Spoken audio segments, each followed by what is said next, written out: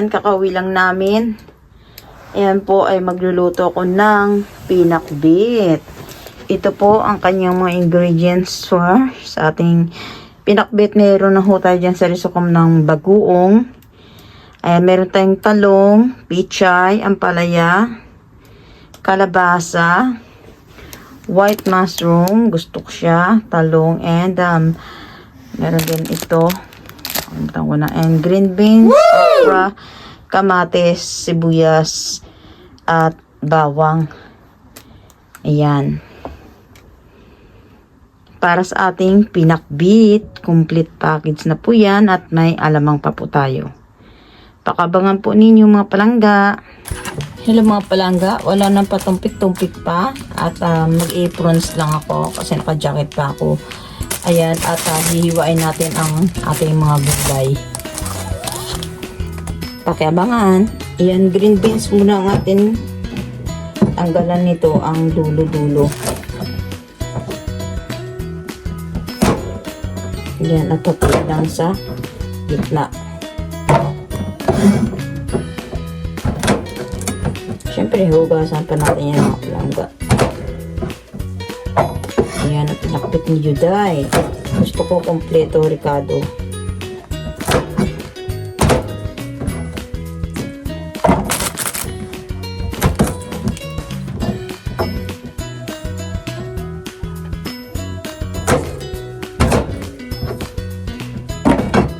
Diba? Ang sunod natin naman na gayatin ay ang lady finger or tinatawag na okra. Yan. Ang putulan na natin ng ulo. Sabay-sabay na yan. At saka buntot. Yan. At sabay-sabay din natin hugasan yan mamaya. Okay? Sunod naman ho natin ay ang talong. Yan. Putulan lang natin siya ng ulo. Ulo. Eggplant. Hiwain lang natin siya sa gitna. At ang diskarte ko ho dyan, ka-slice ng yan, 3 slice na ganyan baba. Yan, palangga.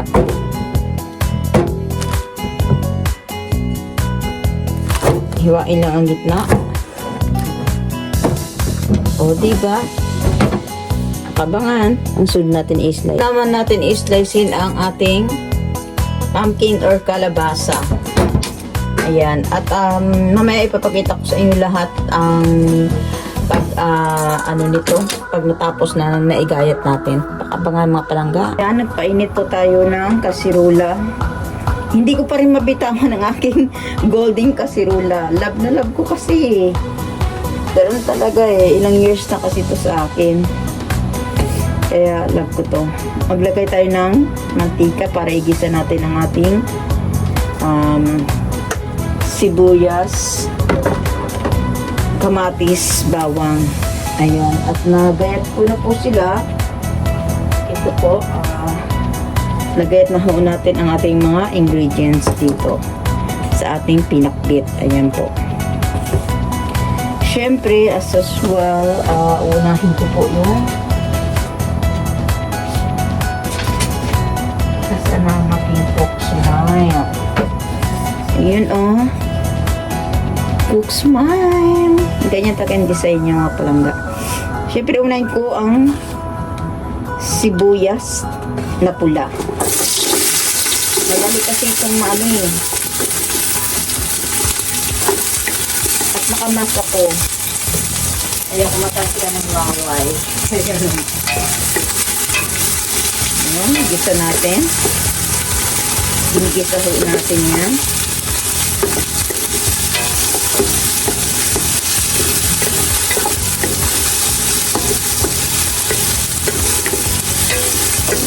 Kaya natin na golden brown kaunti.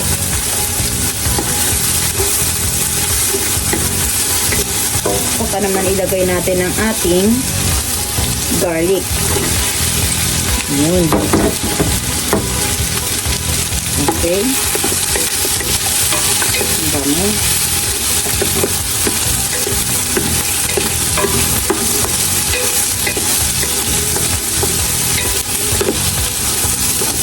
Bango, diba?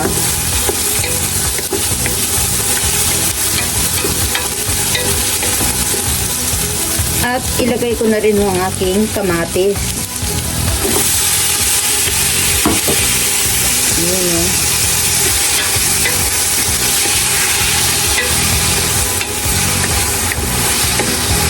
Yan, hayaan na natin siya dyan. Saka natin ilapag mamaya ang karne. Ganyan lang natin.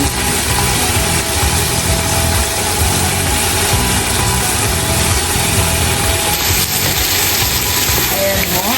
At ilagay na natin po ang ating karne. Hinugasan natin ito. At ilapag na natin ito. Dali lang po ha. Basta natin ito. Ito. Nag-golden brown.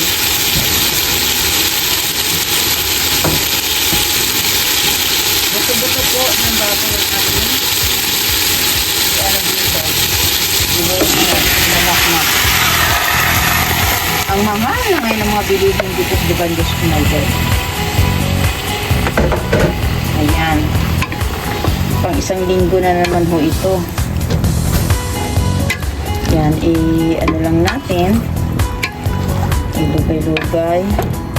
At antayin natin siya mag-golden brown. Yan. Hayaan lang natin sa dyan mga palangga. Siguro hayaan natin siya ng 10 minutes. No, wala pa, hindi pa tayo naglagay dyan ng tubig. At pabayaan muna natin siya ng 10 minutes. Balikan natin mamaya.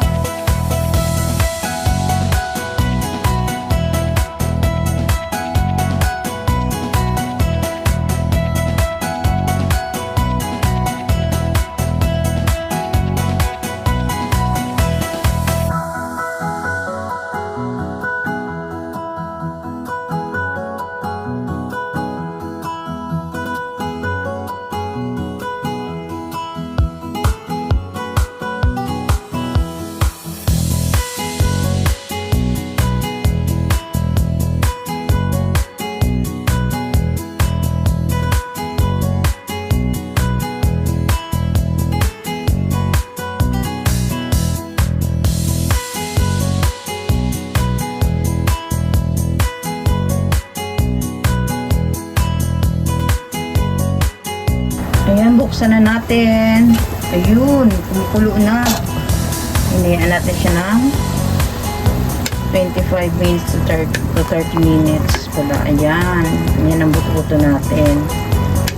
O, tingnan nyo, lumambot na po. Chikay. Ayan, malambot na siya.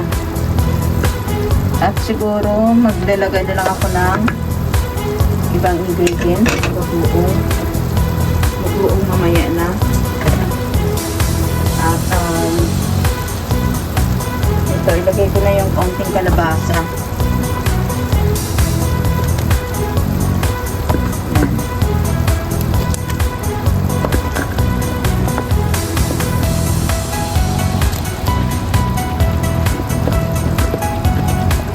Hindi ko muna ilahat ang gulay. Ayan. So, para half-cook ang gulay niya. Yan lang muna ang gulay. Kalabasa lang muna ang ilagay natin dyan. Kasi Tingnan pa natin. Kasi gusto ko yung sabaw nito ikakaunti mamaya. Itatapon pa natin to yung ano ng karne.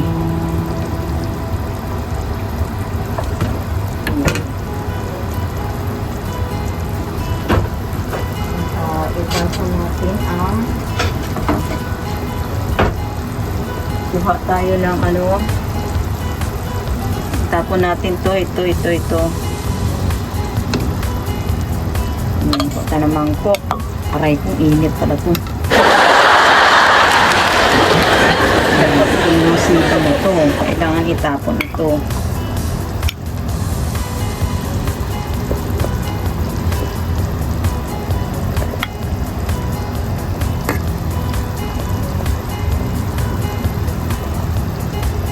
Yan.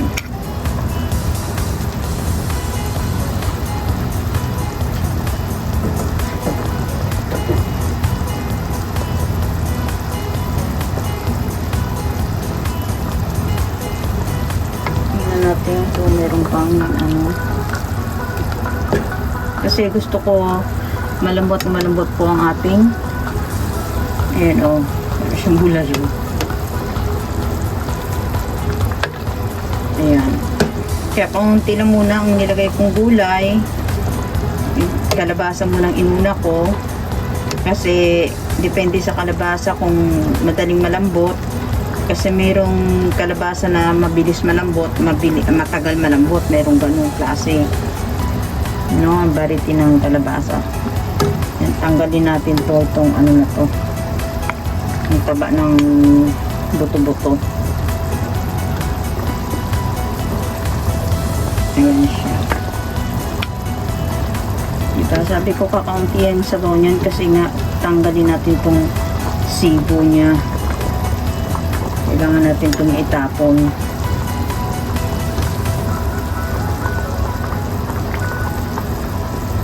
Okay.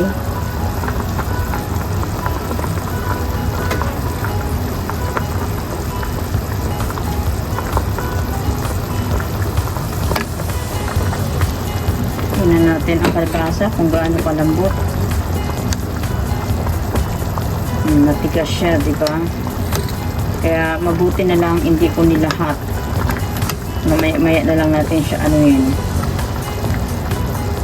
Balikan natin ulit siya mga palangga na after 30 minutes again. A few moments later. Ayan, nilagay ko na ho yung talong at saka kalabasa. Ayan, nilagay ko na po siya para mamaya is ahanguin ko na lang ho siya ang kapag luto na, hot cook lang ang pagluto ng ating talong tsaka kalabasa para hindi durog ang ating gulay. Ayan po. Takpan natin, balikan natin siya after 15 minutes. Hanggang ilagay na natin ang ating ampalaya. Let's go na to. Luto na ho at naghihiwalay na ang buto-buto natin. Kaya ilagay na natin ang ating mga gulay. No? Ampalaya. And pinuki. Yan, nilalagyan ko ng ganyan guys. At green beans. Ilagay na rin natin. Kasi paluto na ho ang ating kari-kari. Kari-kari. Pinakbit. Yan. Ang okra ay sa huli ko na lang ilagay. Ang okra ay masarap pag hindi masyadong luto. Ayan. At combine lang natin. At ilagay na rin na ho natin ang ibang ingredients yan.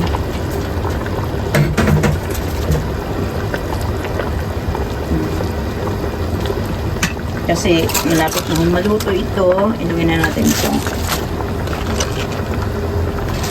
Ayan.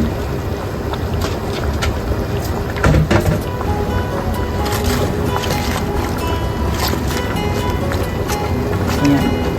Sa itaas lang yan. Then mamaya ilagay pa natin itong mamaya ilagay pa natin itong ating ito pa, ayan. May talong dyan, kalabasa, tsaka hindi masyadong luto na cook lang, diba? And may takpan lang ho natin muna siya. Balikan natin after 10 minutes. For yan, ang pinakbit mga palangga. O diba, sabi ko sa inyo, hindi durog ang ating gulay dahil ganyan po ang aking pagluluto. Iniisa-isa po siya. Then tapos na sa itaas. Ayan. Ayan mga palangga. O diba? Ano na, sige na, sandok na kayo dyan ng kanin. Tara na, kumain na tayo. Tanghali na, anong oras na dito? 1 o'clock. O sa Pilipinas, 12 o'clock. O diba? Tara na guys. Kain tayo. Okay, usap ko po please subscribe my channel, Judith Tanaka po Judith Tanaka po, ang inyong lingkod. I love you all guys and God bless us all. Don't forget to click the bell button below para ma-notify kayo sa mga bagong upload ko. Ayan. Like and share na rin po mga palangga.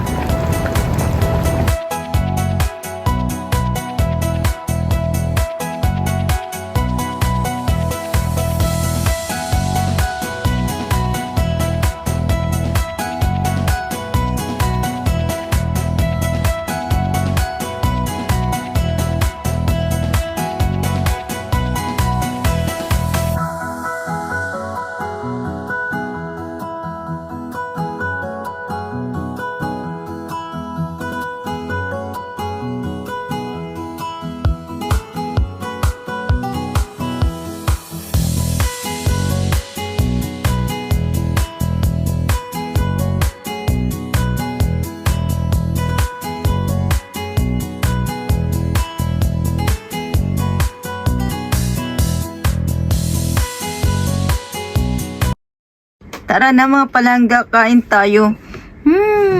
Tara na, kain tayo. So yummy.